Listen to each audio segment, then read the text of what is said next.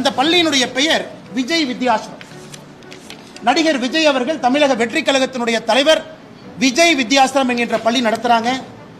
C Joseph Vijay என்கின்ற பேரை பாருங்க. நான் கொடுத்திருக்கிற டாக்குமெண்ட்ல கொஞ்சம் ஜூம் பண்ணுங்க. விஜய் இந்த பள்ளிக்கூடம் நடத்துவது எவ்வளவு பேருக்கு தெரியும் என்று தெரியவில்லை. ஆனால் ஒரு விஷயம், இந்த பேட்டி வெளிவந்த உடனே ஜோசப் விஜய் சைட்லேருந்து ஒரு அறிக்கை ஒன்று வெளில வந்திருக்கு. அது என்னன்னு கேட்டிங்கன்னா, அதாவது அந்த ஸ்கூல் நாங்கள் நடத்தலை, அது எங்கள் அப்பா நடத்துகிறாரு அப்படின்னு சொல்லி விஜய் ஒரு அறிக்கை கொடுத்துருக்காரு. அதில் என்ன ஒரு கூத்துன்னு கேட்டிங்கன்னா, விஜயோட நிலத்தை அவங்க அப்பாட்ட குத்தகைக்கு விட்டுட்டாராம். அதாவது குத்தகைக்கு லீஸுக்கு விட்டுருக்காராம். அதை லீஸுக்கு வாங்கினவர் இவங்க அப்பாவாம். இவங்க அப்பா தான் அந்த ஸ்கூலை நடத்திட்டு இருக்காராம். அந்த ஸ்கூலுக்கும் எனக்கும் சம்மந்தம் இல்லைன்னு சொல்லி விஜய் இப்போ ஒரு அறிக்கை கொடுத்துருக்காரு. மும்மொழி கொள்கையை எதிர்த்துக்கிட்டு ஒரு சிபிஎஸ்சி பள்ளியை நடத்திட்டு இருக்க இந்த யோக்கியவான்களுடைய பேசுகிற பேச்சா இதெல்லாம்? இதுதான் விஜய் வித்யாசிரம்.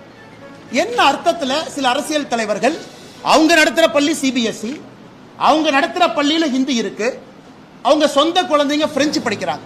அன்பில் மகேஷ் பொய்யாமொழியினுடைய சொந்த குழந்தை பிரெஞ்சு மொழி படிக்கிறாங்க. இந்த அரசியல்வாதிகள் எந்த லட்சணத்தில் வெளியே வந்து அரசு பள்ளியில் இருக்கக்கூடிய மாணவர்கள் மட்டும் 2 மொழி படிக்க வேண்டும் என்று எந்த லட்சணத்தில் சொல்றாங்க? அது தமிழக வெற்றி கழக தலைவர் அண்ணன் விஜயாக இருக்கட்டும், அண்ணன் சீமான் அவர்களாக இருக்கட்டும், தமிழகத்தினுடைய பள்ளி கல்வித்துறை அமைச்சராக இருக்கக்கூடிய அன்பில் மகேஷ் பொய்யாமொழியாக இருக்கட்டும். இதையெல்லாம் தாண்டி இன்னைக்கு இன்னொன்னு பாருங்க. இன்னைக்கு நான் சன்சைன் மெட்ரிகுலேஷன் ஸ்கூல்லாம் போக விரும்பலைங்க. முதலமைச்சருடைய குடும்பத்தில் நடத்துறாங்க, ஹிந்தி இருக்கு, அதெல்லாம் விடுங்க. இன்னைக்கு இன்னும் ஒரு படி மேலே போறேன்.